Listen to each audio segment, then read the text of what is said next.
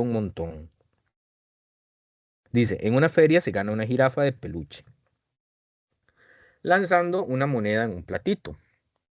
Vean acá, la persona está acá, lanza la moneda con un movimiento parabólico y tiene que caer en el platito. Dice que el plato está sobre una repisa más arriba del punto en que la moneda sale de la mano, ya lo vimos. Vean ahí, está más arriba. Desde aquí hasta acá una distancia, de hecho dice que es desconocida. Pero nos dicen que la distancia horizontal se sabe, es 2,1 metros. ¿Verdad? Desde acá a donde está la moneda, horizontalmente hay 2,1 metros. Entonces vean que este tipo de problemas hay que analizar dos ejes. Yo estoy analizando, primero, que la moneda está de izquierda a derecha, al punto que yo necesito saber la información, 2,1 metros. Pero del punto donde está la moneda, verticalmente hacia arriba, no sé a cuánto está. Entonces siempre hay que ver las coordenadas de donde yo voy a hacer el análisis. Vean que las coordenadas son estas de acá. Son 2,1 metros. Voy a poner 2,1 para que la coma no se me confunda. Esa va a ser la coordenada Y, la que estoy poniendo de primero. Coma, la coordenada Y, perdón, la X. Y la Y es signo de pregunta. No sé. Esas son las coordenadas donde yo necesito que la moneda caiga. Entonces vean que uno analiza de esa manera. Entonces, si lanza la moneda con velocidad de 6,4 metros sobre segundo a un ángulo de 60 grados sobre la horizontal, ¿qué significa? Es esto que está aquí, ven en el dibujo. Ese dibujo se puede simplificar, acá lo voy a hacer más grande, donde tengo un vector de velocidad inicial de 6,4 metros sobre segundo y tengo un ángulo de 60 grados. Eso es lo que me indica. Esta es una de las informaciones más importantes en este tipo de problema. Ok. La pregunta es, si lo lanza con eso, la moneda caerá en el platito. Bueno, se sabe que con eso ya va a caer en el plato. Entonces la pregunta más bien es, ignorando la resistencia del aire, porque si tomamos en cuenta la resistencia del aire, aquí la matemática se vuelve más compleja y hay que utilizar una matemática que se llama ecuaciones diferenciales, que el nivel de matemática es bastante amplio, entonces no vamos a llegar a ese punto. Vamos a ignorar la resistencia del aire. La pregunta es, ¿a qué altura está la repisa sobre el punto donde se lanza la moneda? O sea, ¿cuál es esa altura con signo de pregunta? Entonces, para hacer esto, están preguntándome por la altura, tengo que empezar a analizar el problema ya sea en el eje X o en el eje Y. Díganme ustedes, ¿dónde quieren que empiece a analizar el problema? Pero yo veo más factible analizarlo con el eje X. Ok, vamos en el eje X, por la información del 2,1 en el eje Correcto. X. Vamos a ver qué sacamos Porque del eje X. es la misma distancia del punto inicial de la salida de la moneda, solo que se está representando en una coordenada más abajo, ¿no? Exacto, sí, eso no importa, porque sabemos que esto es lo mismo que va a medir aquí. Ujú. Entonces, súper. Vamos a ver, ¿qué es la ecuación del eje X? Ahí las tengo. X igual a v inicial seno de alfa por tiempo. Y les pregunto, tenemos el X, la distancia que va a recorrer a esa coordenada. Tengo la velocidad inicial, tengo el alfa, lo que no tengo es el tiempo. Entonces, ¿qué puedo determinar con el análisis del eje X?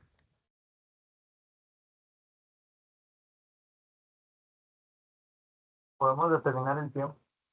Correcto. Y el tiempo que dure la pelota recorriendo 2,1 metros es el mismo tiempo que le va a tomar a la pelota recorrer esa distancia en signo de pregunta. Entonces, determinemos ese tiempo. Algo nos va a ayudar a poder encontrar cuánto tiempo de vuelo, que también se le llama así, tuvo la moneda. Eso es igual despejando x entre v inicial seno de alfa. Si sustituimos, el x es 2,1 metro, la velocidad inicial son los 6,4 y el seno de alfa sería el seno de 60 grados. Vamos a ver cuánto nos da eso de tiempo.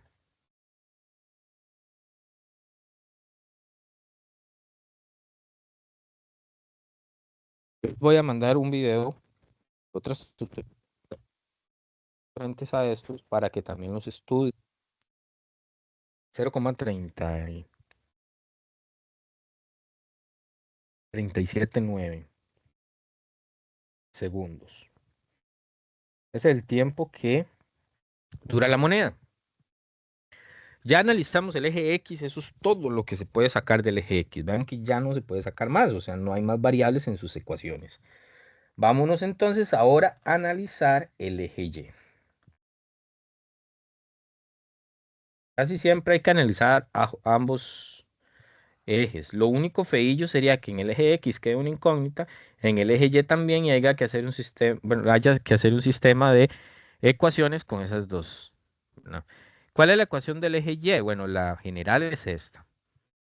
La Y, que significa altura o el desplazamiento, V inicial, seno de alfa por tiempo, menos un medio de la gravedad por el tiempo al cuadrado.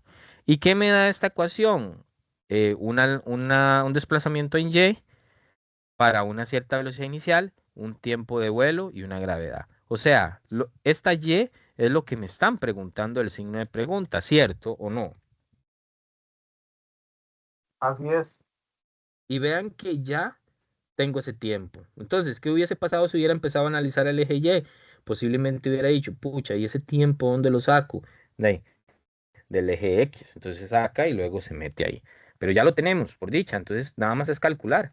¿Cuánto es la velocidad inicial? Son 6,4. ¿Cuánto es el alfa? Son 60 grados. ¿Cuánto es el tiempo? Son 0,379 segundos. Menos un medio. ¿Cuánto es la gravedad? Pues eso está sucediendo en la Tierra, a menos que le digan que es otro planeta, pues usamos el de la Tierra. Y 0,379 segundos al cuadrado. Vamos a ver cuánto nos da esa altura.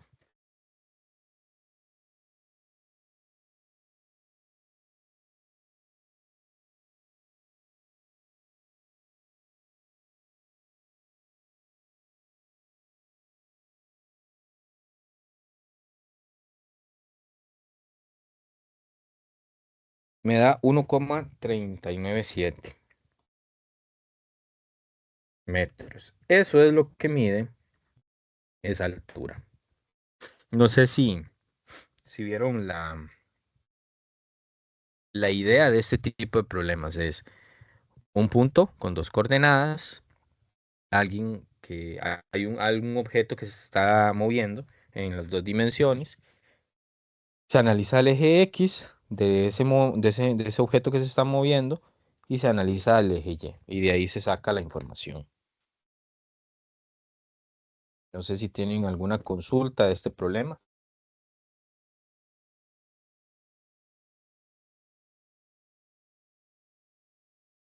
No, profe, todo está bien. Ok, genial. Ahorita hacemos otro Profe, una para... consulta ahí, que se me Dime. había pegado el micrófono. Ujú. Yo estaba por aquí analizando unos videos, y unas claves ahí que nunca me enseñaron en el colegio, muy bonitas. El famoso Soskastoa, yo me imagino que sí sabe, yo no Ajá, la ajá, conozco.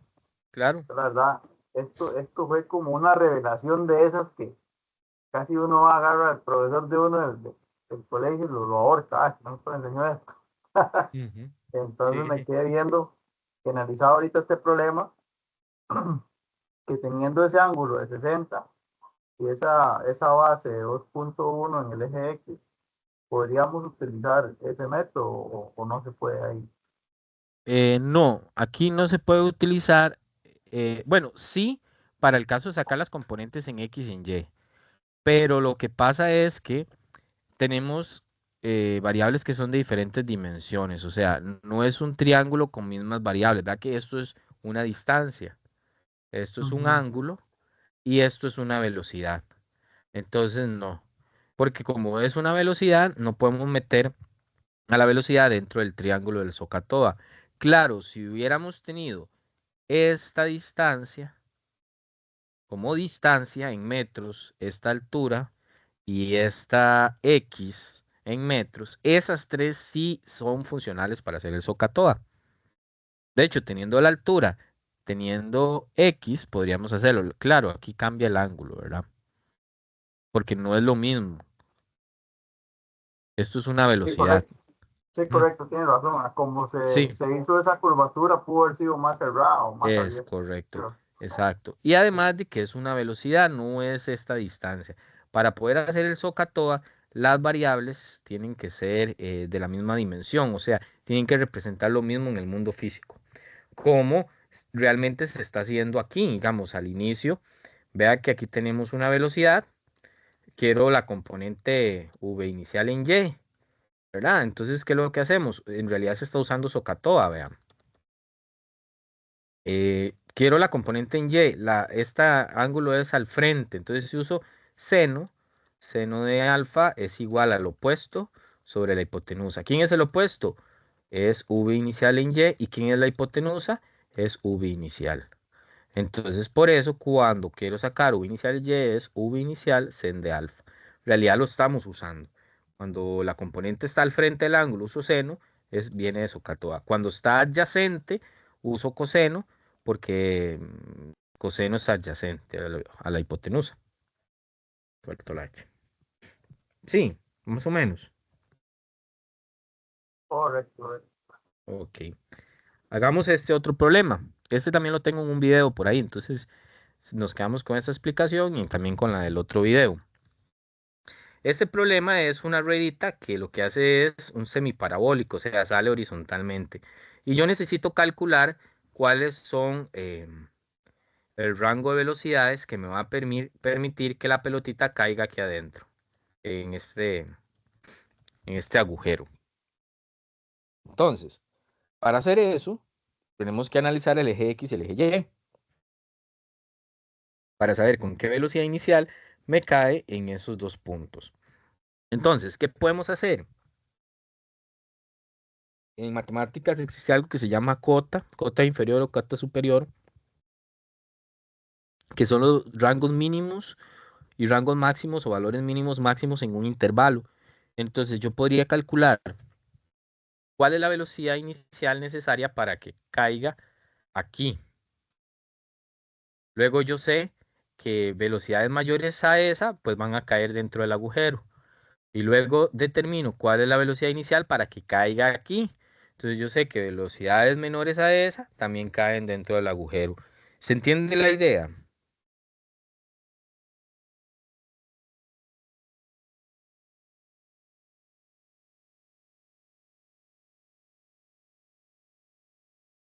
Todo correcto, sí, es que yo a veces le pongo like ahí, pero no sé si los ves que analizando. Ok.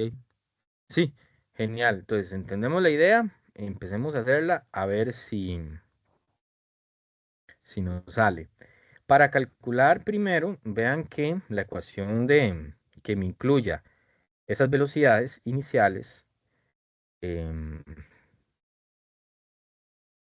pues vamos a ver cuál podrá ser. Vamos a ver. Analicemos, qué sé yo, el eje Y primero, a ver qué nos tira.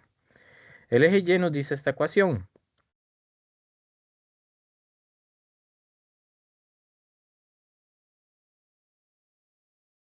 Ujú. Eso es lo que nos dice. ¿Cuál es el Y que necesito? Pues son 2,75 metros. Ah, algo importante. Aquí hay que respetar, igual que en caída libre, cuál es el punto de origen. Si este es el punto inicial donde la pelota sale, de aquí para abajo tenemos valores negativos y de ahí para arriba valores positivos. Entonces, mi Y en este punto, en el punto este, primero que voy a determinar va a ser de menos 2,75 metros, que está abajo del origen. Igual a, bueno, velocidad inicial en Y no existe. ¿Por qué no existe? Porque ¿cómo salió la pelota? Solo salió horizontal. O sea, solo hay velocidad inicial en X. Todo esto es cero. Recuerden que V inicial en Y es eso. V inicial seno de alfa. Va a ser cero. Igual, el ángulo sería que con el que sale es de 0 grados y seno es 0 y ya se cancela. Todo esto igual a menos un medio por 9,8 metros sobre segundo al cuadrado por tiempo al cuadrado. ¿De qué puedo determinar del eje Y entonces? Bueno, puedo determinar el tiempo que le toma a la pelota hacer un recorrido de menos 2,75 metros. ¿Cierto? Correcto. Eso es lo que puedo determinar. Determinémoslo a ver. Ese 2, vea que los negativos se van.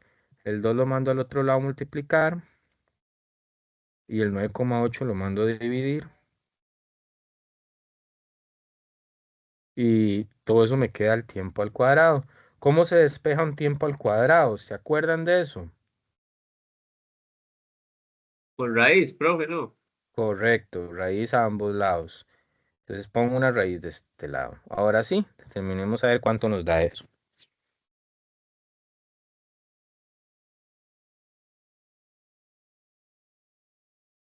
Eso me da 0,749 segundos. Ahora sí, ya con el que la pelotita va a caer. Algo interesante. Vean que en esa ecuación solo incluí la altura. Entonces, ¿qué pensaríamos del tiempo que le tomaría también caer a este otro, en este otro punto? Aquí. ¿Qué pensaríamos? Tiene que tener una velocidad de aceleración un poco mayor. Pero el tiempo, ¿qué pasaría con el tiempo? Se va a alargar. Eso pensaría uno, pero vean que la ecuación solo incluye altura y en este punto, ¿qué altura tenemos? La misma, no. Ajá, profe, está ahí. Entonces es la misma. Entonces, si usamos la ecuación para este otro punto, es los mismos valores. Vea, altura menos 2,75. En este punto también sale horizontal. La velocidad inicial en Y también sería cero. ¿Qué pasaría con la gravedad? Es la misma. Entonces al final voy a obtener el mismo tiempo. Significa que no importa si la pelota cae acá, cae acá, cae acá, o cae acá, o acá, o acá, donde caiga, el tiempo que le dure en caer es el mismo. Esto es una consecuencia del movimiento semiparabólico. Si ustedes agarran una canica en una mesa y la lanzan, no importa eh, la trayectoria, el tiempo es el mismo. Lo que cambia son las velocidades, por lo tanto vamos a tener velocidades distintas en X. Vamos a ver. Primero para este primer punto, el que estamos analizando primero, este. Vámonos a analizarlo en el eje X, ya lo analizamos en el eje Y. En el eje X sería X igual V inicial coseno de alfa por tiempo. ¿Cuál sería el X? Bueno, de aquí que ¿qué voy a despejar? Lo que me están pidiendo. El V inicial. Lo ven, aquí sí lo tengo. ¿Por qué coseno de cero? Porque esto, como él sale horizontalmente, el ángulo es cero. ¿Cuánto es coseno de cero? 1. Esto es 1. Entonces, ¿quién es X? Bueno, X, despejemos V inicial, que es lo que nos interesa. V inicial es igual a X entre T. Para dar respuesta a este punto. ¿A qué distancia está el primer punto del origen? En X. A 2 metros. 2 metros. Entonces ponemos Oye, 2 correcto, metros. sí tiene razón. Si bajara más de los 2,75, ahí sí aumentaría el tiempo. Es cierto. Correcto. Sí. El tiempo sería 0,749 segundos. Y eso es lo que me va a ir variando las velocidades, no el tiempo, sino la posición en X. 2 entre 0,749. Eso me daría 2,67. O sea, si se tira 2,67 segundos, cae aquí, en este primer punto que estamos analizando. ¿Verdad? Ahora, vamos a ver este otro punto, porque yo ya sé que si cada 2,68, 2,69, 2,70, 3, posiblemente caiga aquí adentro. La cosa es ver a ver cuál es el límite, porque si seguimos aumentando la velocidad inicial, pues ya no va a caer aquí adentro, sino que va a caer aquí o aquí o aquí o aquí. Entonces vean, si ustedes tiran una canica en una mesa, lógicamente para que tenga mayor alcance hay que tirarla más duro, o sea, con mayor velocidad, pero se va a ir más rápido. Entonces el tiempo hace más recorrido, pero el tiempo de vuelo es el mismo que si cayera aquí. Ahora sí, vamos a ver para el otro. Para el otro, vamos a ver cuánto sería el X, sería 2 más 1,5, sería 3,50 metros. Entre el mismo tiempo. Vamos a ver cuánto da. Me da 4,67. Entonces ven que vacilón. La velocidad para que la canica siempre caiga dentro de ese agujero tiene que ser una velocidad entre el rango de 2,67 metros sobre segundo y 4,67 metros sobre segundo. O sea, tienen que ser números en medio y de esos valores. Si es menos de 2,67, pues cae antes del agujero. Y si es mayor de 4,67, pues cae después del agujero. Me avisan si se entendió el problema. Correcto, profe. Sí, profe. Ok, genial. Esos son conceptos, bueno, esto no es que uno en la práctica, en un trabajo, uno tenga que hacer un cálculo de estos, pero sí por lo menos le da a uno una idea de cómo funciona la física.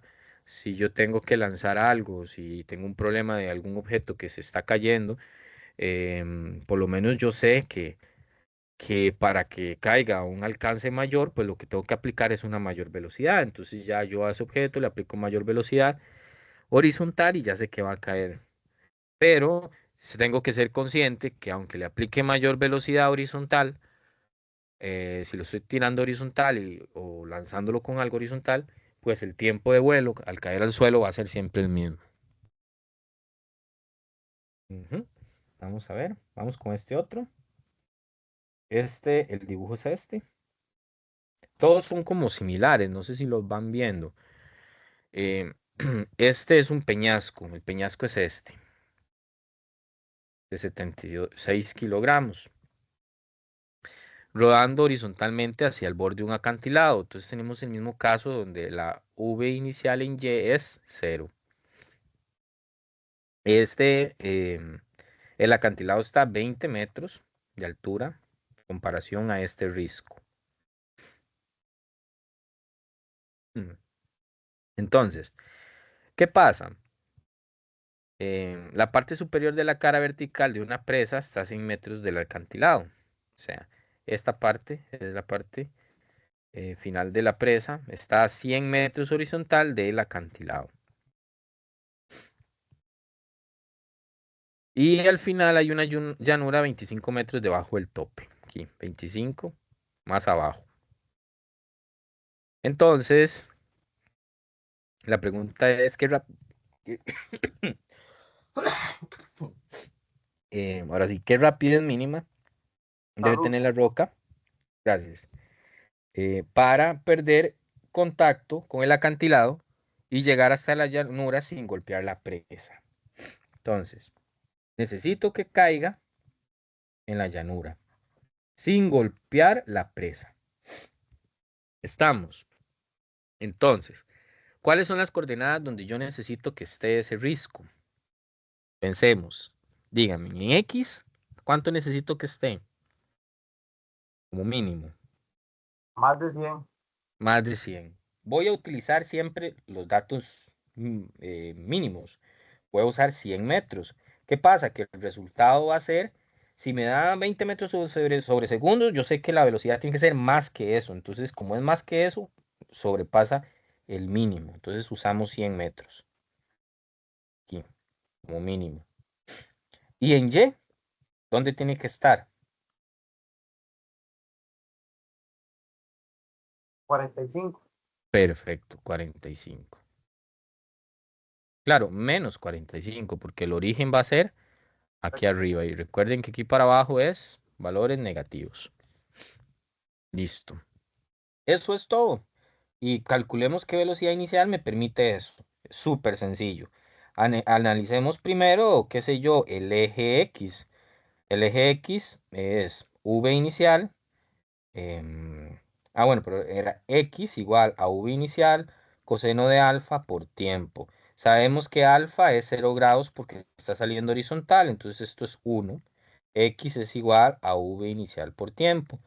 El X que necesito son 100 metros y eso es lo que tengo. Lo que me están preguntando es el V inicial, entonces en realidad son 100 metros sobre el tiempo. ¿Cuál es el tiempo? El tiempo de vuelo que le toma hacer todo ese recorrido. ¿Y de dónde carajo saca uno ese tiempo de vuelo? Y analizando el eje Y. El eje Y igual V inicial de Y por tiempo menos un medio de la gravedad por tiempo al cuadrado. Hermoso, como sale horizontalmente, la velocidad inicial en Y es 0. ¿Cuál es la altura? Ya la hablamos, menos 45 metros. Menos un medio, ¿cuál es la gravedad? 9,8 metros sobre segundo al cuadrado. Y lo único que tengo que despejar de aquí es el tiempo, como lo hicimos en la ecuación anterior. Estos negativos se van, vamos a ver, como se van esos negativos, me quedaría 2 por 45 metros entre 9,8 metros sobre segundo al cuadrado. Todo eso igual a tiempo al cuadrado. Hablamos que para quitar el cuadrado del tiempo, lo que hace uno es poner en raíz lo que está del otro lado. Entonces veamos a ver cuánto nos da ese tiempo. Eso nos está dando 3,03. ¿Y para qué yo calculo ese tiempo? Bueno, porque es el tiempo que necesitaba para determinar la velocidad inicial que haga todo ese recorrido. Y esa velocidad inicial son 100 metros entre ese tiempo. ¿Cuánto está dando ese tiempo? Ya hablamos que me daba 3,03 segundos. Mira que hasta las unidades me van a dar metros sobre segundo. Eso es bueno también a veces ver en las ecuaciones de que las unidades tienen coherencia con el problema. Da 33 metros sobre segundo. O sea, esta es la velocidad inicial que permite que por lo menos esté aquí en el borde. Entonces, ¿qué significa? Que la velocidad que me permita estar en la llanura tiene que ser mayor a 33. 34, 35, 36, o sea, que sea mayor a 33, porque 33 lo que hace es estar en el límite. Yo voy a golpear la presa y luego caer a la llanura, a golpear la presa y caer en el lago. Eso es algo estadísticamente más complejo. Habría que hacer un cálculo de colisiones como para ver qué posibilidad hay. Pero no sé si me entienden la idea. Claro, sí, sí, se entiende Sí, bastante bien. ¿ves? Esto, entonces este capítulo prácticamente es un resumen del capítulo 2, donde el eje X es lo que vimos en el capítulo 2 de velocidad constante y el eje Y es lo que vimos en el capítulo 2 de caída libre. Lo que hacemos es analizar el problema, separado el eje X con el eje Y sabiendo que en el eje X lo vamos a analizar como un movimiento a velocidad constante y en el eje Y como caída libre. Y de ahí obtenemos. ¿Qué sería lo feo que pase en un problema de esos? Que se nos complique. Que en el eje X obtenga una variable desconocida, como en este caso t, y que en el eje Y también, pero que no la pueda despejar. Entonces tenga que utilizar ambas ecuaciones y hacer un sistema de ecuaciones. Es como lo más complejo. Profe, una ¿Qué es? pregunta. Dime. Es que me perdí ahí un toque en el despeje, donde Ujú. está menos 45 metros igual a menos un medio. ¿Me lo puede volver a explicar después de ahí, por favor? Oh, ok, claro. Aquí lo que tenemos es este 2 que está dividiendo. Entonces lo que hice fue mandarlo a multiplicar. Veámoslo acá. Ajá, ajá. Y todo Ah, este término que está multiplicando lo voy a mandar aquí a dividir. Entonces por eso lo pusimos aquí abajito. listo, listo. Después de ese dos Y, que se me perdió. ok. Y con eso ya me queda T a la 2 y para quitar el la 2 lo pongo en raíz. Ajá, perfecto, Ujú. gracias. Listo. Em, y ya teniendo ese tiempo, pues nada más lo metemos en esa ecuación y ya obtenemos la velocidad inicial que me permite en límite, llegar hasta donde yo quería llegar bueno, que yo quiero que la pelota por lo menos llegue.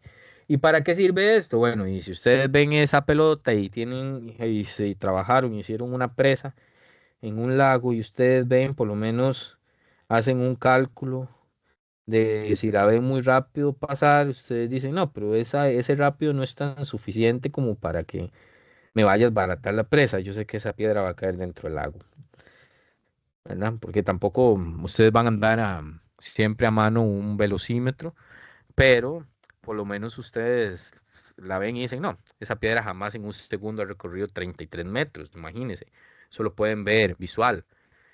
O si ven que sí, por cada segundo recorre más de 33 metros, entonces se preocupan de que la piedra puede caer en la llanura, qué sé yo, que en la llanura hay un pueblo, hay un cultivo de algo, o qué sé yo. Entonces me puede destruir el cultivo. Oye, de Entonces, hecho, dime, no, sí, de hecho está analizando que esto es parte de los cálculos que hacen, deben de hacer en balística también. sí, la gente de balística, todo eso lo tienen que hacer mucho, eso es claro. Y también son cálculos que uno tiene que hacer intuitivamente en el cerebro, ¿verdad? Porque si yo quiero cultivar, em, qué sé yo, un poco de maíz y lo voy a hacer en esa llanura y yo sé que por allá hay una cierta pendiente con un montón de rocas y yo sé que esas rocas cuando se despeguen van a tener cierta velocidad, yo tengo que ser capaz de decir, pucha, eso es un riesgo para mi cultivo. Entonces yo más o menos hago un cálculo y yo digo, esas piedras si se desprenden van a caer en el cultivo o no. Si yo veo que la velocidad con que se desprenden y por la forma que tienen las piedras jamás van a llegar a una velocidad que lleguen al cultivo, pues no me preocupo. Pero si yo veo que sí pueden llegar, entonces yo tengo que buscar una alternativa, tal vez otro lugar o algo que me detenga un poco ese derrumbe o lo que vaya a pasar. Y son cálculos que también se utilizan mucho en ingeniería civil, cuando se construye un edificio. Más adelante vamos a ver otras teorías físicas que le ayudan más a un ingeniero civil. Cuando construye un edificio, eh, un, eh, sobre fuerzas, más que todo, cuando veamos fuerzas. O sea, todo esto funciona y dependiendo de la carrera es muy útil. Por lo menos la teoría física, porque no son problemas que vayan a ser así siempre, pero la teoría física siempre va a ser así. Esos eran los problemas que tenían, que son poquitos. No sé cómo los vieron.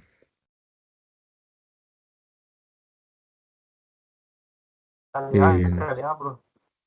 sí, no quiero que se emboten mucho. Sí quiero que esto, ¿verdad? Que trabajemos movimiento horizontal, vertical, trabajen esto.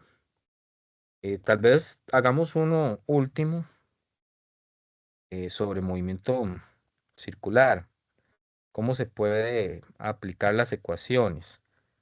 Bueno, como para tener una idea.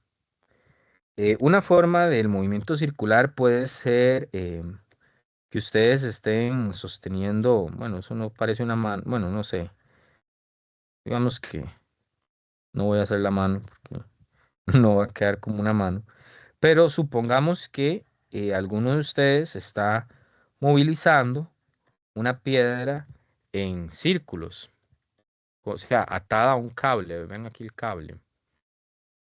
Y ustedes empiezan a darle un movimiento circular a esa piedra. Entonces, en algún momento la piedra va a tener ciertas velocidades. Ujú, así. Y digamos que ese movimiento es constante, o sea, la velocidad siempre va a ser constante.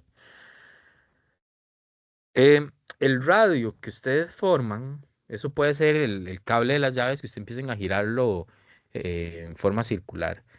El radio que forma entre las llaves o la piedra y el centro del movimiento circular que ustedes hacen, digamos que es de unos 0,20 metros. Y Otro dato que les pueden dar es el tiempo que le toma, que eso lo pueden contar ustedes cuando empiezan a girar la llave o la piedra. El tiempo que le toma dar una vuelta es de, digamos que 0,15 segundos, que se le llama periodo, para que lo recuerden, periodo. Entonces puede ser que la pregunta es ¿cuál es la rapidez o la velocidad, la magnitud de velocidad? ¿Y cuál es la aceleración radial? ¿Por qué aceleración radial? Porque como solo se mueve siempre con la misma rapidez, en misma magnitud de rapidez, entonces solo existe una aceleración que es radial, que es la que causa que la piedra se mueva hacia el, siempre tomando una curvatura. Entonces, ¿cómo determinamos la rapidez? Es tan fácil de saber que la rapidez es distancia entre el tiempo. La distancia que va a recorrer esa piedra es 2pi por r, que sería una circunferencia. ¿En cuánto tiempo lo recorre? En un periodo. Entonces, si ustedes tienen el periodo, ustedes ya pueden usar el 2pi por r, porque es la distancia que recorre en un periodo. Y lo único que tendríamos que hacer es 2pi por el radio entre el periodo, que son 0,15 segundos. Entonces, ¿cuál sería la rapidez? Vamos a calcular.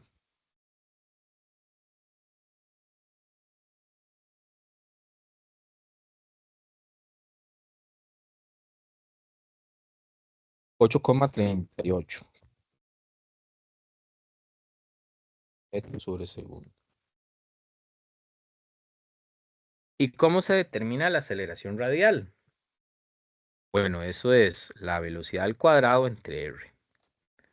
Entonces, ¿quién es v al cuadrado? 8,38 metros sobre segundo, todo esto al cuadrado, entre el radio, 0,20 metros.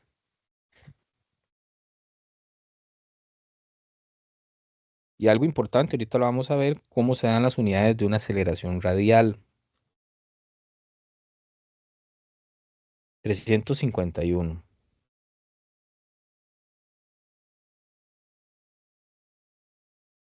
Bueno, en este caso, vean que el metro cuadrado aquí me eleva al cuadrado y como hay un metro se cancela, sí me queda como metro sobre segundo al cuadrado.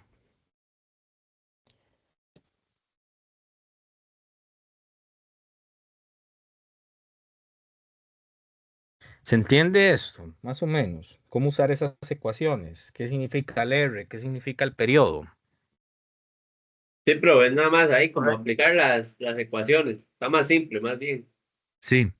Ahí lo que tienen que tener cuidado es de identificar, digamos, esos tiempos, porque posiblemente me digan, este mismo ejercicio y digan que la piedra tarda en recorrer 2 vueltas 20 segundos. Entonces que ustedes se vayan por error y tomen el periodo como 20 segundos, pero no, si 2 vueltas le toman recorrer 20 segundos, ¿cuánto va a ser el periodo?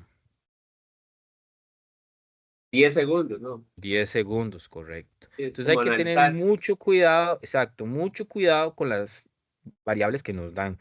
Porque en física pasa mucho eso, que el problema, a veces la variable que me dan no es la que se mete de una vez directa a la ecuación, sino que hay que hacer un análisis. También puede ser que no le den el radio, sino que le digan que el diámetro de la circunferencia, bueno, del círculo que forma, sea de 0,40. Entonces, si el diámetro es de eso, ustedes saben que el radio es la mitad, entonces usan 0,20. Hay que tener mucho cuidadillo solo en esas cosillas. Y las unidades, ¿verdad? Estamos, sí. Correcto, profe, sí, eso, ese es el Ok. ejemplo que le iba a decir yo también. Le van a disfrazar los datos, ¿no? Lo pueden disfrazar. Es correcto, exacto. Y otra cosita también que quería comentarles, ya para terminar, que es lo que hace falta el capítulo, que lo hablamos en teoría, pero no lo hemos hecho en ejercicio, es lo del movimiento en 3 dimensiones. Puede ser que nos den la posición de un cuerpo así, qué sé yo, 2 por el tiempo al cuadrado en i más 2t en j más 4 en k. ¿Verdad que son 3 dimensiones? Bueno, ahí no sería X, esto sería R.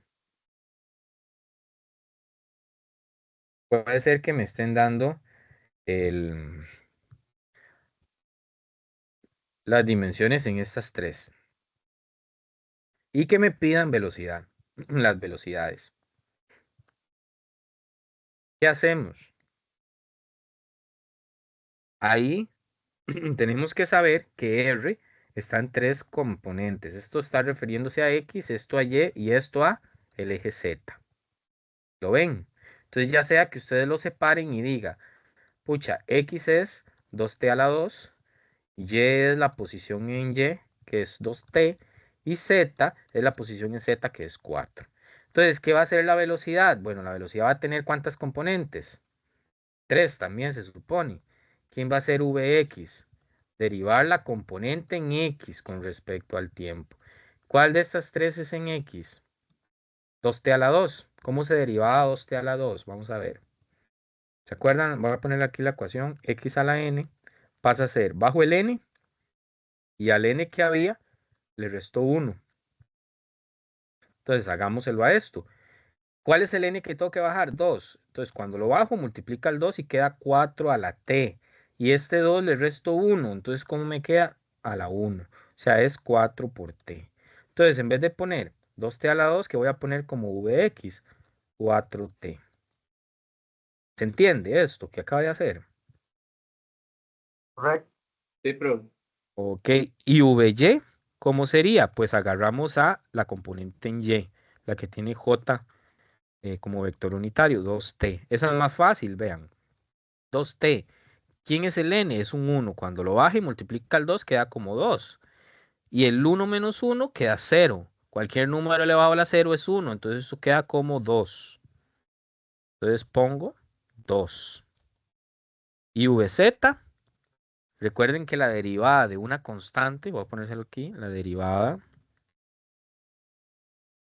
de una constante es 0 siempre.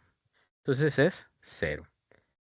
Ya con eso puedo representar mi vector v como 4t en i más 2 en j. Ve aquí ya no tengo que poner a z porque la z se hizo 0. Y si me piden ahora aceleración, ¿qué hago? Pues derivo ahora cada una de ellas. Entonces, la aceleración en x sería la derivada de la velocidad en x con respecto al tiempo. ¿Quién es la velocidad en x? 4t. ¿Cómo derivo 4t? Tiene un 1, bajo el 1 queda 4. Y 1 menos 1 es 0, queda 4. Entonces AX es 0. Y no voy a derivar en Y porque vea que Y es una constante. La derivada de una constante es 0 y no hay nada en Z. Entonces al final la aceleración solo tiene una componente en X que es 4i.